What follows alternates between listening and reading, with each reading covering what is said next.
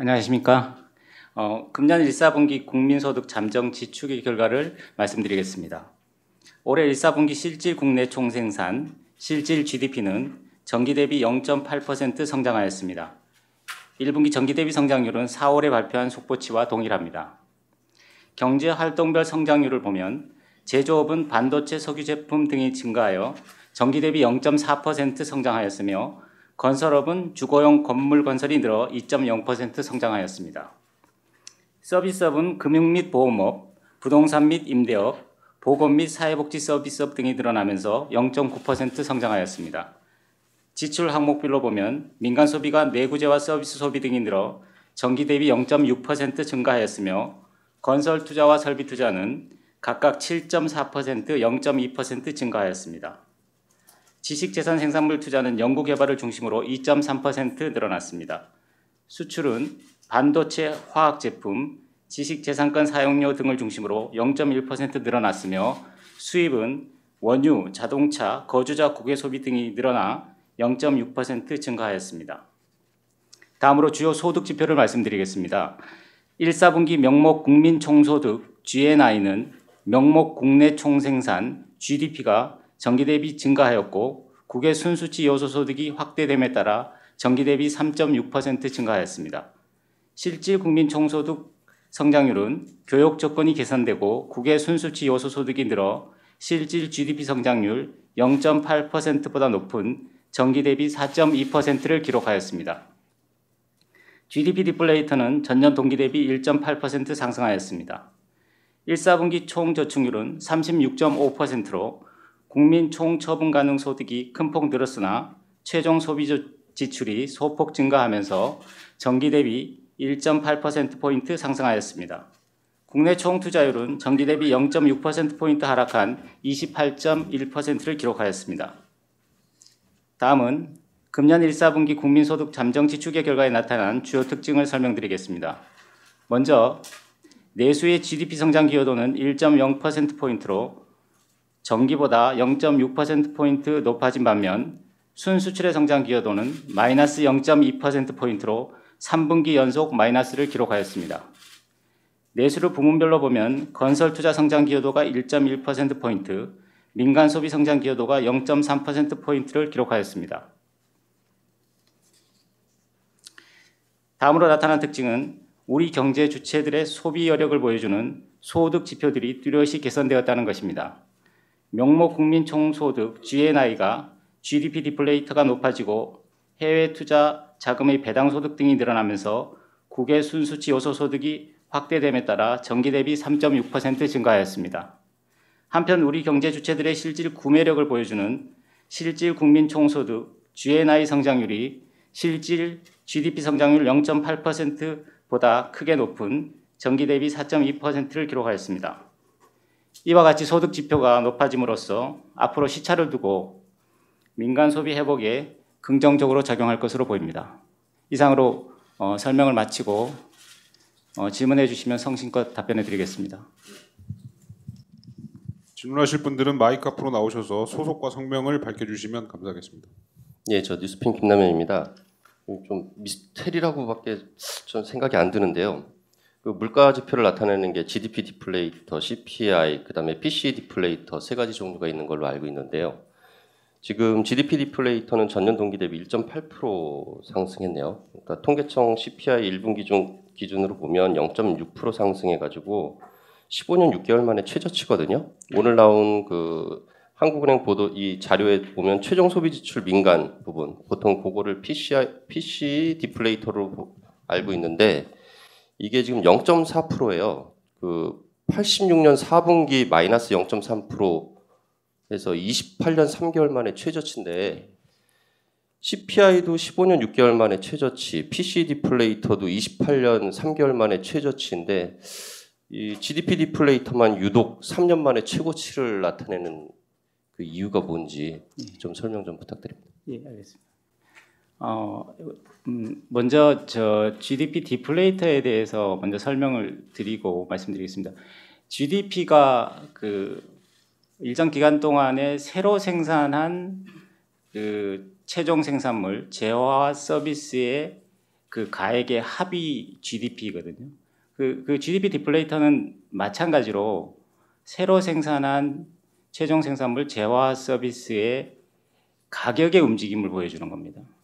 그런데 재화 서비스의 가격은 상품별로, 산업별로 이렇게 해서 합할 수도 있고, 또 GDP가 소비, 투자, 수출을 더한 다음에 수입을 빼줘서 계산하듯이 소비 디플레이터, 투자 디플레이터, 수출 디플레이터를 더한 다음에 수입 디플레이터를 빼줘서 계산할 수도 있습니다.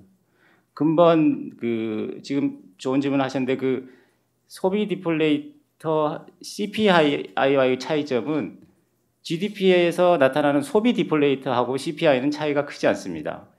그러니까 소비 디플레이터는 0.4%고 CPI가 1분기가 그와 비슷한 수준에 있어서 차이가 없는데 GDP에는 소비뿐 아니라 투자재 가격, 수출재 가격, 수입재 가격도 반영되면서 그 이번의 경우에는 유가가 크게 하락하면서 수입 디플레이터가 크게 하락하면서 차관 항목이 하락하면서 GDP 디플레이터가 올라가게 된 것입니다.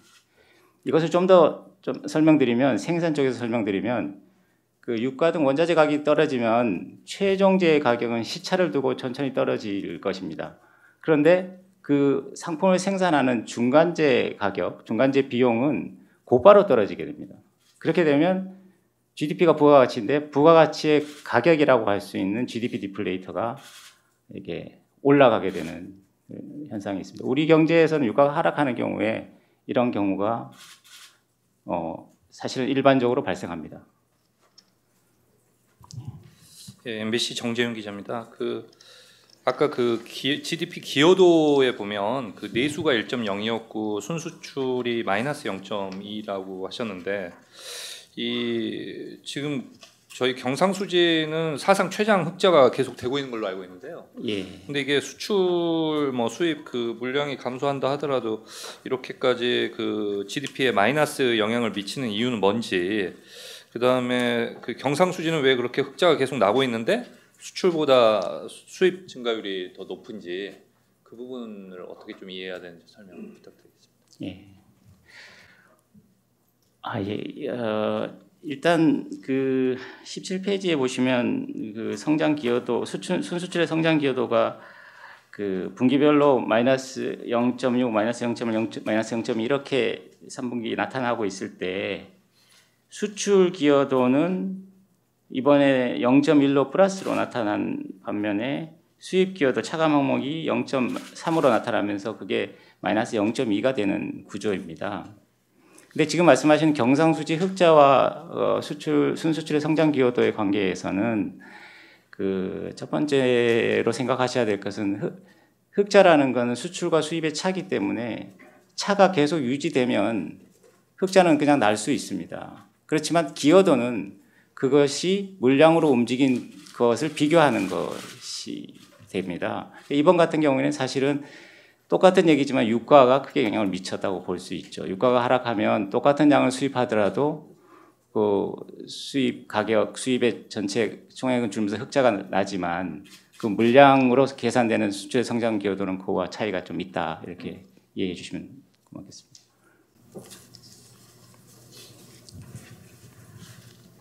아시아경제 이은정인데요.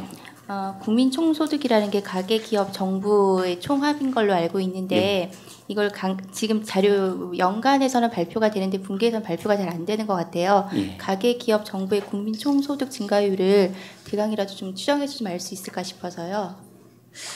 죄송합니다. 저희가 우리나라는 아직 소득 개정 지금 말씀하신 것을 알기 위해서는 소득 분배 개정을 이제 분기로 만들어야 알 수 있는데 아직 거기까지 작업을 못 하고 있기 때문에 지금 나누어진 부분까지는 좀 말씀드릴 수 없다는 점을 좀 이해해 주시기 바랍니다. 그 부분은 연간해서 저희가 말씀을 드리도록 하겠습니다. 죄송합니다. 아까 말씀하실 때 소득 지표 실질 구매력이 많이 늘어서 그게 시차를 두고 소비에 이제 좋은 영향을 끼치지 않을까 전망을 하셨는데요.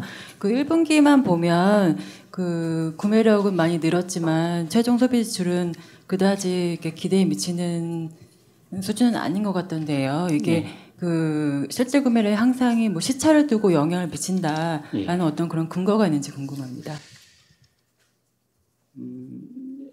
여러 분석에서 그런 분석이 좀 나온 것도 있는데 지금 그것을 들기는 좀 그렇고요. 제가 숫자로 잠깐 말씀드린다면 지금 1분기 숫자에서 명목소득이나 실질 구매력이 늘었는데 4월 산업 생산 활동의 소매 판매라든가 서비스 생산을 보면 그 상당히 높은 숫자로 나타나고 있습니다.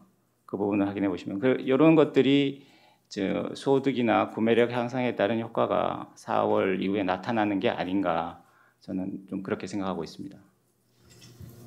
조선비즈의 연산옥인데요. 지금 말씀하신 거 관련해서 좀 여쭙고 싶은데 보니까 저축률이 좀 많이 올랐더라고요.